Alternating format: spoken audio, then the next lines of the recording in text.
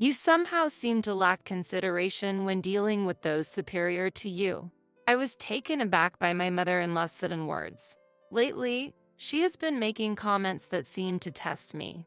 Considering our relationship, I would think I hold a special place in your heart, even more than your own mother. Are you content just helping with household chores? I could sense an expectation or a test of some sort behind her words, and the initial kindness in her face had faded. She continued, "Also, how about moving your room to the storage space under the stairs?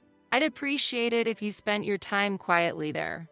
If you're not pleased, you're welcome to find another place to live." She smiled as she said this. Her smile seemed to contain a hint of superiority. "My name is Nicole. I met Daniel at my part-time job during my student years, and we quickly became close. After dating for 5 years, we decided to marry. Daniel and I worked at the same manufacturing company, and our days were busy. However, this business strengthened our bond. Every evening, we returned home on the last train, and no matter how tired Daniel was, he waited for me at the station. Whenever he saw me, he always greeted me with a bright smile. Daniel genuinely cares for me and makes me forget my daily fatigue. I feel happiness in our daily life. Both of my parents have passed away. They left behind a considerable inheritance. We have been living without using that inheritance as we plan to save it for our future needs. One day, on our way home, Daniel asked, 'Nicole, my parents want to visit tomorrow. Is that all right?' I felt a twinge of nervousness but replied with a smile, 'Of course, they're always welcome.' My parents-in-laws, who lived nearby, occasionally visited our house. We had a close relationship and mutual trust. They treated me like their own daughter, and I cherished them as my real family. One day, when they visited, my mother-in-law Camilla suggested, 'Nicole, Daniel, this house is getting old, and if you don't mind, why don't we live together? I think the day when we'll have grandchildren is coming soon, and I think I can help with household chores.' My father-in-law Edgar also agreed. Edgar, who was always cheerful and friendly, had recently shown signs of health problems. Daniel and I had become increasingly concerned about this change, and we would often exchange worried words about it. Living together could also deepen our family bond. Moreover, I thought that our home would become livelier and there would be more things to look forward to in life. That proposal sounds wonderful to me. However, this house might become a bit cramped. Let's discuss how we can all comfortably live together in more detail, I replied. Daniel nodded in agreement. Camilla added with a smile, 'Nicole, you have inheritance from your parents, right? How about using it to build a wonderful house?' I was taken aback, as I hadn't mentioned the inheritance to her. I had always thought it wasn't something to share in detail with others. So, when my mother-in-law brought up the topic of inheritance, I was a bit taken aback. Moreover, I felt a slight discomfort when she mentioned how she intended to use the inheritance. However, even though I had hesitated to spend a large amount of money until now, I began to think that perhaps it was finally the right time to do so. Considering the enthusiastic faces of Daniel and my parents-in-laws, I thought my parents would have supported this idea. In that case, how about building the best house together? I proposed enthusiastically. We decided to build a new two-family home. The construction went smoothly, and our new life together began. Our home was filled with laughter and warmth. I felt happiness in this kind of life. When I came home tired from work at night, Camilla would have warm food ready and wait for me. My father-in-law would join in, and we'd enjoy drinking together late into the night more often. Every day felt special, and I truly thought I made the right choice living together in this house. But life is unpredictable. My father-in-law's health began to decline gradually. While it wasn't life-threatening, he decided on his own to move into a nursing home because he didn't want to be a burden to us. Although it wasn't that far away in terms of distance, when we could no longer hear his cheerful voice at home, we inevitably felt a sense of loneliness. Camilla and I made it a point to visit him frequently. In the midst of this, Daniel had to go overseas for work. He said, "It's only for a little while. It might be refreshing for you to spend some time alone with Mom. I'm sure she's relying on you too. I'll be back soon." Behind those words, I could feel his thoughtfulness. Indeed, the days spent alone with Camilla were refreshing and had their own kind of fun. However, such days didn't last long. One day, Camilla suddenly came up with a massive shopping list. I was surprised and asked, "Wait, are you going to buy all of this?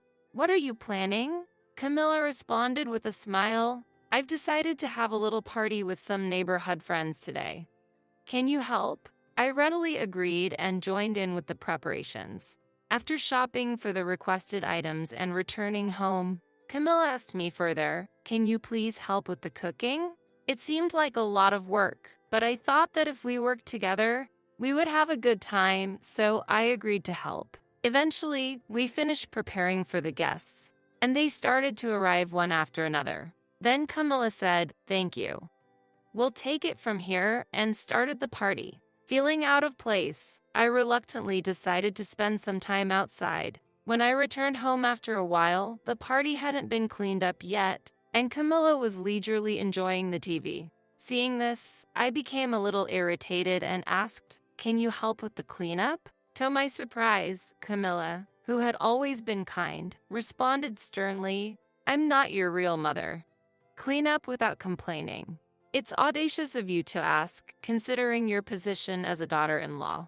I couldn't hide my shock. I had been living what felt like a dream, and I was astounded by Camilla's sudden change in attitude. Her warm smile, which I had grown accustomed to, vanished in an instant, replaced by the coldness of her words. "I've been kind to you only because Daniel likes you. He values you more than me, which I didn't particularly appreciate. I knew about the inheritance matter, and I've always pretended to be the ideal mother-in-law. I had planned to continue this facade for decades, but fortunately, the circumstances changed sooner than expected, so I feel relieved." Hearing Camilla's words, I was stunned, barely managing to remain standing. "You must be joking, right?" To my query, she smiled and replied, "Why would I be joking? Even after you married Daniel, I never considered you as a real family member. Thank you for providing this wonderful house. But from now on, you will respect my opinions. If you can't, then please leave. This house belongs to us. Your room will be used as a guest room, and you can sleep in the storage space under the stairs. Space-wise, it shouldn't be a problem for you to turn over comfortably." That night, cleaning up after the party with tears streaming down my face was the hardest thing I had ever done. I wondered what all her previous warmth had been about. As days went by, Camilla's changed behavior significantly increased my stress. Despite that, I took on more and more household responsibilities to meet her expectations. No matter how busy I was, Camilla never helped. Returning home late from work, I'd find the remnants of her tea parties with her friends. Cleaning up after these gatherings became my established duty. While tidying up, time would fly, and considering the breakfast preparations for the next morning, I had to cut down on sleep. Yet, I persisted with household chores. Receiving complaints on the rare days I couldn't prepare breakfast became a routine. One day, I accidentally overheard Camilla bad-mouthing me to her friends. Hearing her mock me while laughing, I felt profound sadness and anger. Gradually, the emotional toll became unbearable, so I requested temporary leave from my job. Though I still faced verbal abuse and endless chores at home, the daytime gave me brief respite. Then, one day, after finishing my chores early and huddling in the storage space under the stairs, I heard Camilla return with someone. It was Mike, a local resident and a familiar face to me as he is one of Daniel's friends. Ever since my father-in-law had moved into a nursing home, the time Camilla and Mike spent together increased, hinting at something more than just friendship. At first, I thought they were just friends, but the special atmosphere between them and their silent exchanges hinted at something else. I had tried not to ponder what might be happening between them. From the gap in the storage under the stairs, I cautiously observed the situation. At that moment, I witnessed Camilla and Mike kissing intimately. I had suspected something was going on from their demeanor, But being confronted with this reality, I was deeply shocked. It seemed that Camilla was having an affair with him in our house. Hoping for the scene to end as soon as possible, I closed my eyes and covered my ears, waiting. Unable to bear the situation, I decided to visit Edgar at the nursing home in the following days. He had always been understanding and was a source of comfort for my heart. Before leaving the house, Camilla said, "Are you going out somewhere? That's perfect timing. I have friends coming over tonight, so spend your time outside." Sensing the underlying tone of her relationship with Mike, I rushed to see Edgar. Upon meeting him, he seemed to sense my pain and comforted me. I poured out my heart about Camilla and Mike's affair. He listened carefully to my story and, after I finished speaking, began to speak slowly. His words resonated deeply in my heart. "It seems you've been through a lot, but it's probably only Camilla who is blaming you unfairly. You're not alone, Nicole. I'm glad you've come to me in this tough time. Daniel must be worried about you, too. I'll handle this matter properly, so don't worry." With that, Edgar gently stood up, offering his hand, and said, "Let's go home together. Are you okay? Please don't push yourself too hard. Thank you for worrying about me.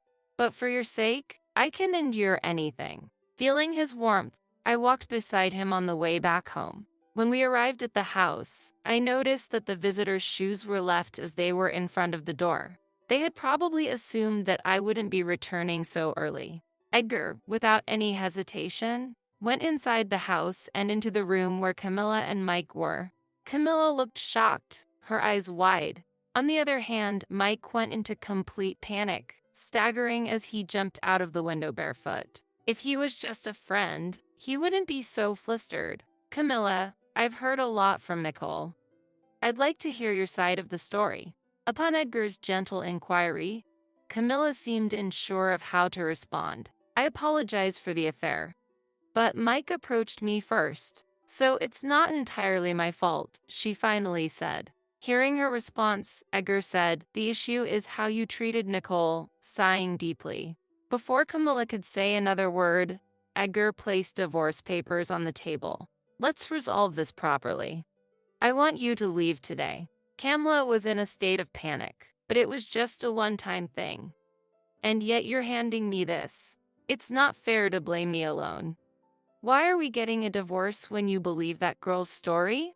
Edgar, choosing his words carefully, replied, "I consider Nicole as my own daughter. As a parent, I can sense her emotions and thoughts very clearly. But it seems you can't see that." Camilla looked down and fell silent. "Leave this place by today. If I find you here tomorrow, I won't hesitate to call the police. Understood?" Upon hearing those words, Camilla collapsed to her knees. Afterward, on Edgar's advice, I spent the night at a nearby hotel. When I returned home the next day, Camilla was gone. I heard that Camilla now lives in a cramped, old apartment in the neighboring town. She had exhausted all her funds on expenses related to the elderly care facility and, despite her age, seemed to be working multiple part-time jobs to make ends meet. A few days later, Daniel returned home. When I told him everything that had happened, he looked astonished. I had no idea such things were happening. "Thank you. I'm really glad Dad was there." After that, our lives returned to a peaceful and happy state. It might not be long before this spacious house gets a new addition to the family. How long do you plan to rely on Dad? Sean, my 19-year-old stepson, said that as he threw my book into the rainy garden. "I bet it was bought with Dad's money, right? Why do women squander others' money? It's too extravagant, so I threw it away." The book Sean threw away was an important document for my work, a valuable item imported from abroad. "If I don't have it, I'll be in trouble, Sean. Please bring it back." Even when I asked, Sean wouldn't listen. He kept making derogatory remarks about women with a nasty smile. "Can't you speak more logically? I'm not good with emotional women. If you don't like it, you're free to leave." I was trembling with anger inside. However, I understood that nothing I said would have an effect on Sean right now. The only choice I had was this. "Then, I'll leave." When I said that, Sean laughed mockingly. Is that your decision? How will a housewife survive?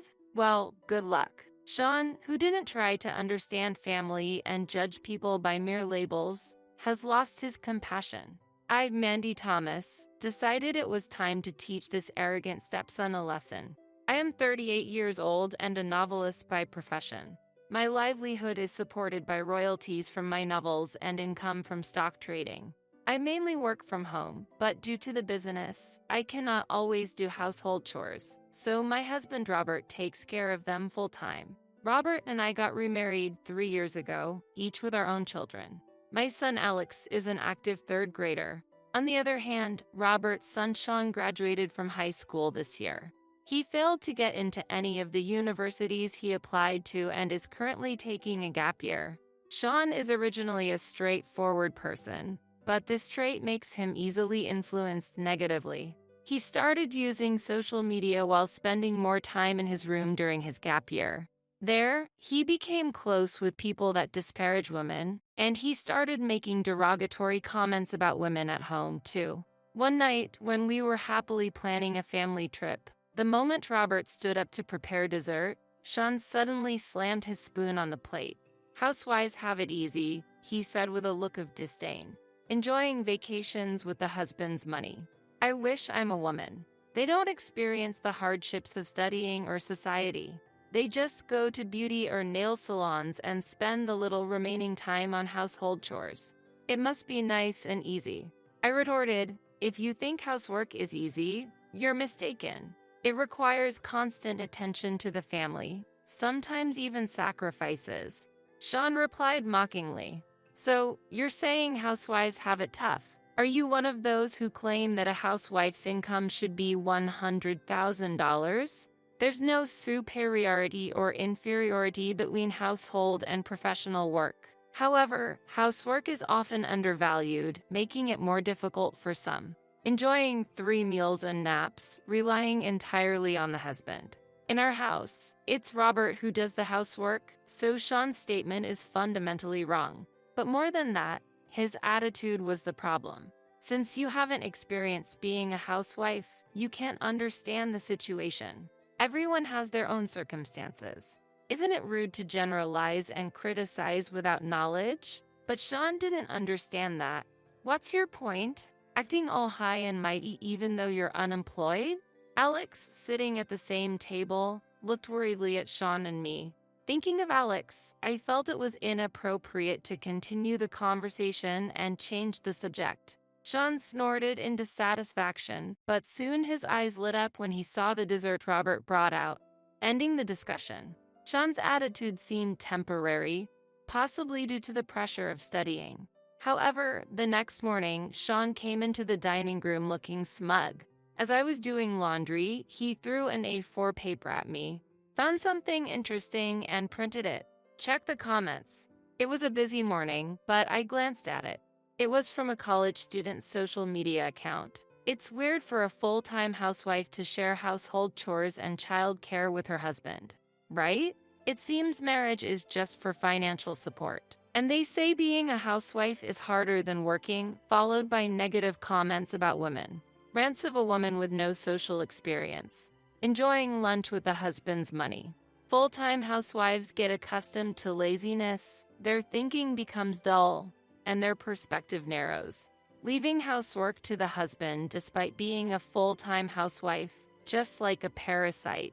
I ignored the ridiculous comments and continued with the laundry. But Sean approached with a sneering remark. "How about it for a full-time housewife, leaving cooking to dad? Do you see him just as a provider of money for housework?" I replied calmly, "Whether a full-time housewife or working, we are all part of the family. It's normal for a family to cooperate and share chores whenever possible. Your basis for that? Just making excuses? Do women become shameless as they age?" Sean wasn't like this in high school, but now he's using unfamiliar terms to criticize his family. The influence of the internet has changed him so much. As I was surprised, Robert appeared from the kitchen with an omelet. "Here, eat up. All right, Mandy, you're having lunch at the cafe near the station today, right?" "Yes, I don't need lunch. Thank you." Hearing this exchange, Sean smirked even more. Oh, enjoying a stylish lunch at a cafe during the day? Robert, unaware of Sean's sarcasm, continued setting the table. Mandy is busy. Sean, you should eat the packed lunch quickly. You have prep school soon. Sean laughed through his nose and said to Alex, who had just woken up, as he left, I have to be careful when choosing a future wife. If I make a mistake, my life is ruined. Aren't you eating breakfast? I don't want to catch the unemployed disease by eating together. See you. After Sean left, Robert pondered. What is Sean thinking? Is it the pressure of studying? Maybe so. I couldn't tell Robert that Sean despised housewives, as I didn't want to disturb our family's peace. While having such trivial conversations, the morning hurriedly passed. In the evening, caught by a sudden rain on my way home, I was shocked. The books stored on the shelf in my study were scattered in the garden. The books were drenched in the heavy rain, and the ink was smidging. Near the discarded books, Alex was crying. Alex, what happened? While Dad was out shopping, big brother, big brother. Suddenly, the living room's glass door opened and Sean threw a pile of books into the garden. I was astonished. What are you doing? These are important books that are hard to get in the US. I said, wow, if they are that valuable, they don't suit a full-time housewife, Sean continued mockingly. They were probably bought with Dad's money, right? Why do women splurge on other people's money? They're too extravagant, so I threw them away. The books Sean threw were acquired from abroad and they were essential for my work. I really need them. Please bring them back. Even when I asked, Sean wouldn't listen. He just kept smiling and looking down on women. Can't you be a bit more logical?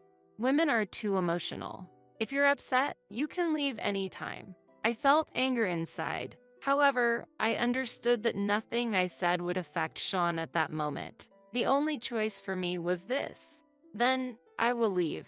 Sean laughed loudly in a mocking manner. Have you really decided to do that? How will a full-time housewife survive? Well, good luck. Sean, who didn't try to understand family matters and judge people by labels, has lost his compassion. I decided it was time to teach this arrogant stepson a lesson. A few days later, I moved to the countryside. It was a good location, rich in nature, yet close to schools and supermarkets. Robert and Alex moved with me. Hearing about the incident, Robert was furious and said, let Sean live alone to learn the hardships of housework. When Sean learned we were moving to the countryside, he mocked us, saying, countryside living is for losers. However, just 3 days after we moved, he called for help. I tried cooking and got burned. My shirts are all wrinkled, and ironing them only makes it worse. What should I do?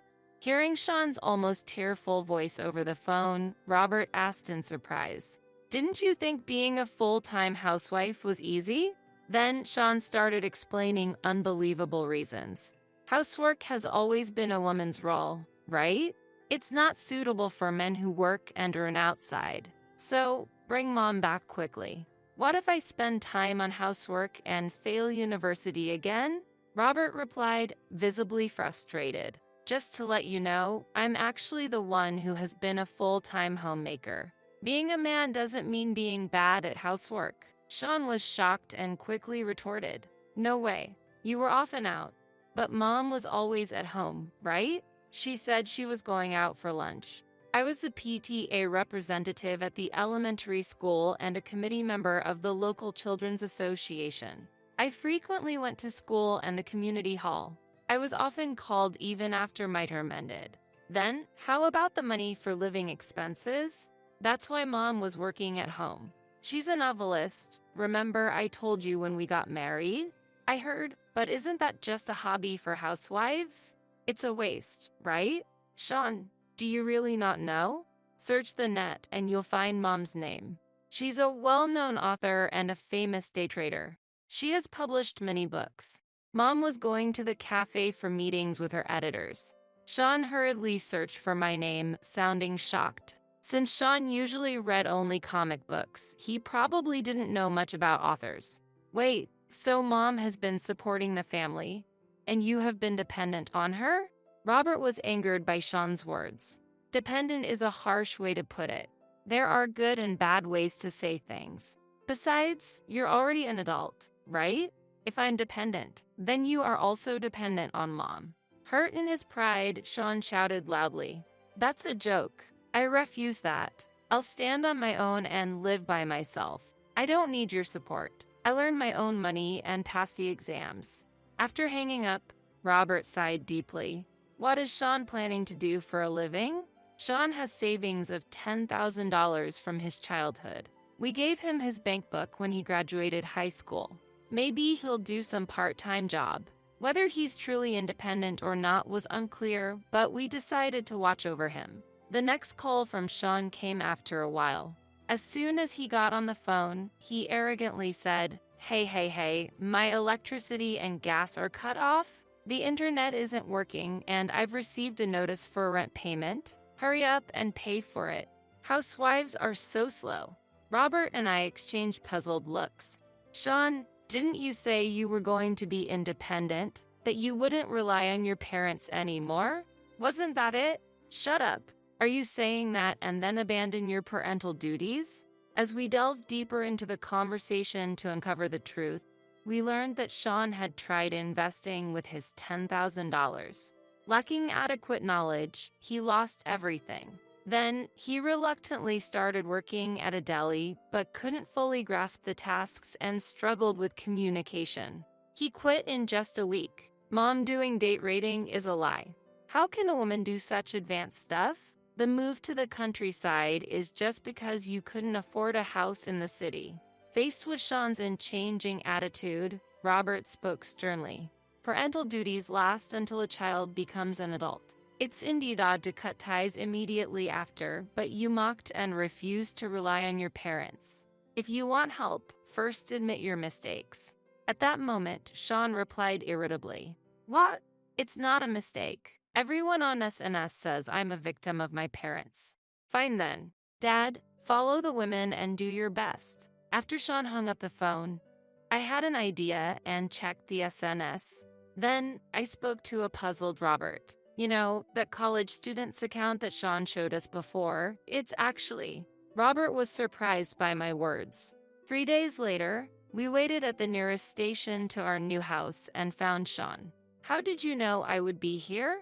To the furiously angry Sean, I showed my smartphone. That college students account you showed me before.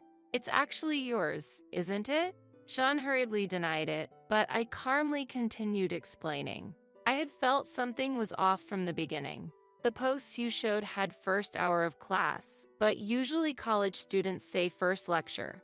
So I suspected it wasn't really a college student's account and looked back through the posts. Then I found there was a post from the day he threw my books in the garden, boasting about punishing a full-time housewife. But that wasn't all. Online posts about parents heartlessly abandoning me, boasting about earning a fortune in stock trading to show up my former parents, and a painful plea about electricity being cut off, which makes life difficult. All these coincided exactly with the events in our family. Do you understand the implications of your behavior online? Don't you know about internet literacy? Real-time posts easily give away your identity, I advised him. Sean tried to retort but couldn't find the words, just muttering incoherently, visibly shaken. And so, I read your account's posts and realized you were planning to secretly visit our house today. I continued quietly. Sean's post from yesterday was shocking. Tomorrow, I'll visit the merciless parents who abandoned me. They probably live in a shabby house. I'll take a photo and expose it to everyone. He posted the time he would take the train, so I knew exactly when he would arrive at our station. We won't solve anything by just standing here talking, so let's go back home and discuss, I suggested, and the three of us, Sean, Robert, and I, started walking slowly towards our house. Sean grumbled in dissatisfaction, going to a dirty and old house, but followed us nonetheless. However, as soon as we opened the grand gates of our house, Sean's mouth dropped open in astonishment. Our family, presumed to be living in a fallen and poor house, actually resided in a luxurious mansion reminiscent of a holiday resort on a vast estate. Is this really your house? Isn't this worth over $1 million? He exclaimed in surprise, to which I calmly replied, "Yes, that's right. Dad wanted to do farming in the countryside leisurely, so we chose this area with its spacious land. It's rich in greenery, the air is clear, and it's the perfect environment for my writing. Alex is also enjoying playing with his friends in nature every day."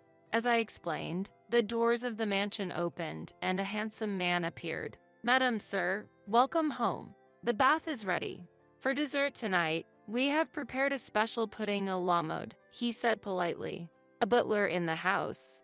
Sean was amazed, and I replied casually, "Yes. Managing such a vast property isn't easy, so we have a butler, a maid, and a gardener, 3 people in total," I explained. While Sean was speechless, I continued talking to the butler. "It would help if we could have the dessert first, as I have an important discussion with my son," I requested, to which the butler immediately responded, "Certainly, madam. Please, this way to the guest living room." As the butler took Sean's backpack with practiced ease, Sean hesitantly handed it over and slowly started following us. Entering the house, Sean's eyes widened in amazement at the luxurious entrance decoration, the corridor's length, and the vast, beautiful garden. Walking down the spacious corridor, we arrived at the guest room and sat quietly at a carved Gothic-style table on a luxurious Persian carpet. In that serene atmosphere, I looked at Sean and asked gently, "Do you have something you want to tell Dad and I?" Sean was silent for a moment, then exclaimed in a mix of surprise and admiration, "It's amazing living in such a grand house. Are you involved in something shady to earn money? But well, never mind. Such a big house must have spare rooms. It's fine if I live here for free, right?" At Sean's rude proposal, Robert could not hide his disappointment and held his head in his hands.